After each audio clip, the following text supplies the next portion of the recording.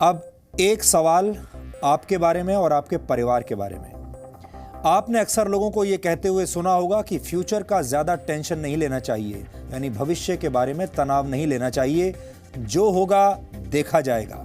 लेकिन ये एक तरह की बहुत लापरवाह सोच है जिसका असर आपके आने वाले कल पर पड़ता है। ये बड़ी अजीब सी बात है कि हमारे देश में लोग छुट्टियां मनाने की जबरदस्त प्लानिंग करते हैं, इंटरनेट पर हॉलिडे पैकेजेस सर्च करते हैं। लोग ये भी प्लान करते हैं कि ऐसी कंपनी का मोबाइल खरीदा जाए जिसमें नए ज़माने के फीचर्स हों, वो लंबे समय तक चले और सस्ता भी हो। डिनर कहाँ करना है, कौन सी कार खरीदनी है, मकान कहाँ पर खरीदना है, इस सब के बारे में लोग गहरी रिसर्च करते हैं। यानी हमारे देश के लोग अपनी मौज मस्ती और लाइफस्टाइल की प्लानिंग तो करते हैं, लेकिन अपने भविष्य की कभी कोई प्लानिंग नहीं करते।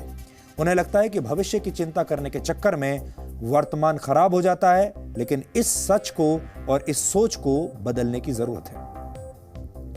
रिजर्व बैंक ऑफ इंडिया की एक रिपोर्ट के मुताबिक भारत के सिर्फ 13% लोग ही अपने रिटायरमेंट के लिए सेविंग करते हैं, यानी बचत करते हैं, जबकि 10% लोग अपने रिटायरमेंट के बारे में सिर्फ प्लानिंग ही करते रह जाते हैं, जमीनी स्तर पर कोई बड़ा निवेश नहीं करते। जबकि भारत के 77% लोग अपने रिटायरमेंट के बारे में सोचते तक नहीं। हो सकता है कि आप भी ऐसे लोगों में से एक हों। अपने रिटायरमेंट के बारे में कोई तैयारी न करने की वजह से हमारे देश में 60 साल की उम्र हो जाने के बाद भी करीब 50% बुजुर्गों को काम करना पड़ता है। इस उम्र में अक्सर लोग आराम की जिंदगी जीना पसंद करते हैं, लेकिन दुख की बात यह है कि अपने जीवन यापन के लिए उन्हें इस उम्र में भी काम करना पड़ रहा है। ये आंकड़े आपको ये बताते हैं कि भारत में बड़ी संख्या में लोग अपनी निजी आर्थिक सेहत को दांव पर लगाकर पूरा जीवन जीते हैं। ये एक तरह का आर्थिक टाइम बॉम्ब है जो 60 साल की उम्र के बाद जाकर फटता है। इससे बचने के लिए अक्सर 50-30-20 वाला फॉर्मूला बताया जाता है। आज हम आपको समझाएंगे 50-30-20 वाला फॉर्मूला क्या होता है। अगर आप चाहें तो इस फॉर्मूले को अपना सकते हैं, लेकिन भारत के लोग अपनी आदतों और मजबूरियों की वजह से इस फॉर्मूले से हमेशा दूर भागते हैं। यह बड़ा सीधा सा फॉर्मूला है। टैक्स चुकाने के बाद अपनी कमाई का 50% हिस्सा अपनी जरूरतों पर खर्च कीजिए। इसके बाद 30% हिस्सा अपनी इच्छाओं पर खर्च कीजिए और बाकी का 20% हिस्सा अपनी सेविंग्स में लगाइए, यानी बचत कीजिए। ऐसा करने से आप अपना भविष्य सुरक्षित रख सकते हैं और आने वाले दिनों को अच्छे दिन बना सकते हैं। लेकिन हमारे देश में नौकरी करने वाले लोगों को लगता है कि अभी इतने आगे तक सोचना क्यों है, 4 दिन जिंदगी है, पूरी मौज मस्ती के साथ जीनी चाहिए। कुछ लोगों का यह तर्क भी होता है कि महंगाई के ज़माने में बैंक की EMI चुकाने और परिवार की ज़रूरतें पूरी करने के बाद इतना पैसा बचता ही नहीं कि रिटायरमेंट के बाद वाली सेविंग के बारे में सोचा जाए। वैसे हमारे देश में ज़्यादातर लोग अपनी कमाई का बड़ा हिस्सा अपने बच्चों की पढ़ाई और उनकी शादी में खर्च कर देते हैं। उसके बाद वो इन्हीं बच्चों पर निर्भर हो जाते हैं। ये एक ऐसा सामाजिक बंधन है जो कई पीढ़ियों को अपनी गिरफ्त में ले चुका है, ले लेता है।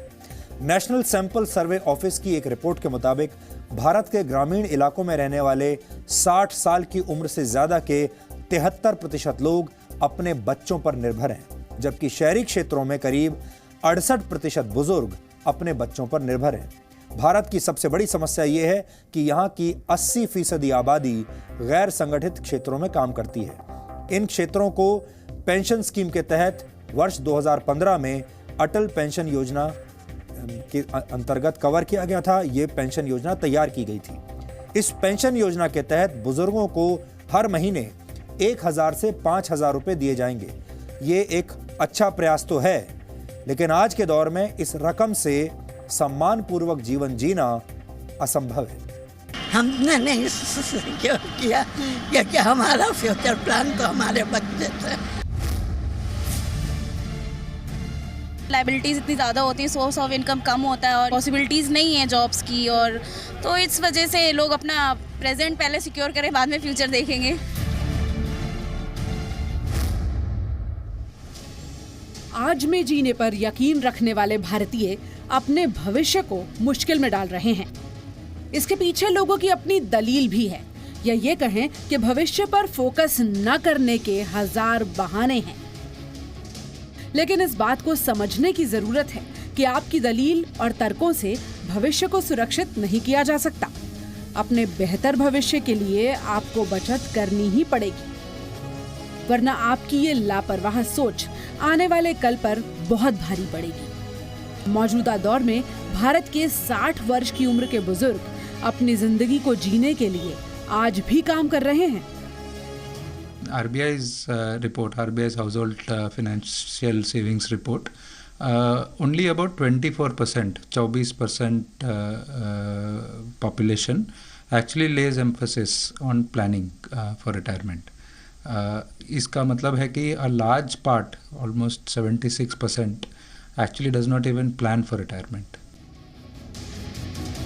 महंगाई के जमाने में बैंकों की किश्त भरते हुए परिवार का खर्च चलाना भले ही मुश्किल काम हो, इसके बावजूद ऐसे लोगों की संख्या भी बहुत है जो अपने भविष्य के बारे में ज्यादा सोचते ही नहीं। इसके अलावा भारत में आज भी लोग अपने बच्चों को अपना इन्वेस्टमेंट प्लान मानकर पूरी कमाई उनके भविष्य के लिए खर्च कर देते हैं।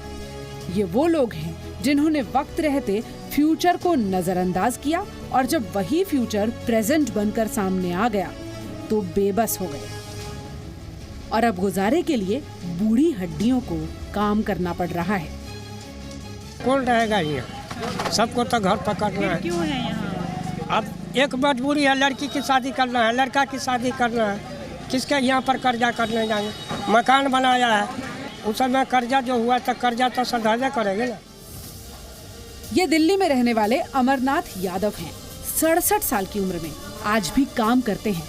इस उम्र में अक्सर लोग आराम की जिंदगी की उम्मीद करते हैं, लेकिन अमरनाथ अपने भविष्य के लिए कुछ प्लान नहीं कर पाए। अपने बेटे को ही अपना इन्वेस्टमेंट मानकर जो कुछ जमा पूंजी थी वो उसकी पढ़ाई और शादी पर खर्च कर दी। लेकिन अब बेटे की इतनी कमाई ही नहीं है कि वो पूरे परिवार का गुजारा चला सके। इसीलिए अमरनाथ को भी इस उम्र में भी काम करना पड़ रहा है। हालांकि सरकार की तरफ से 2500 रुपए की वृद्धावस्था पेंशन मिलती है, लेकिन उससे गुजारा नहीं चलता।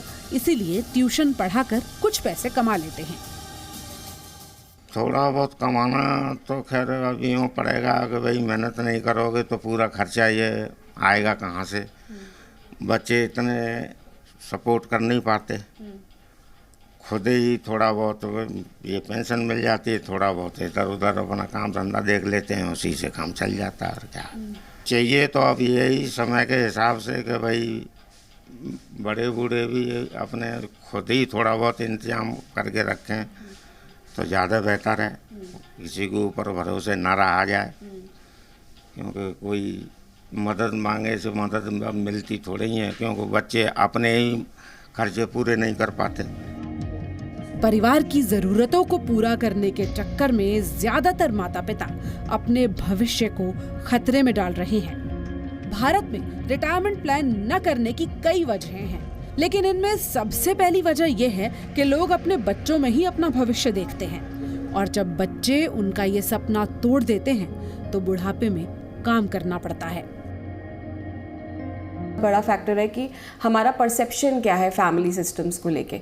सो वो जो एक परसेप्शन बना हुआ है that you know my child will take care of me and I don't need to invest, वो एक बहुत बड़ा रोल प्ले करता है हमारे डिसीजन में।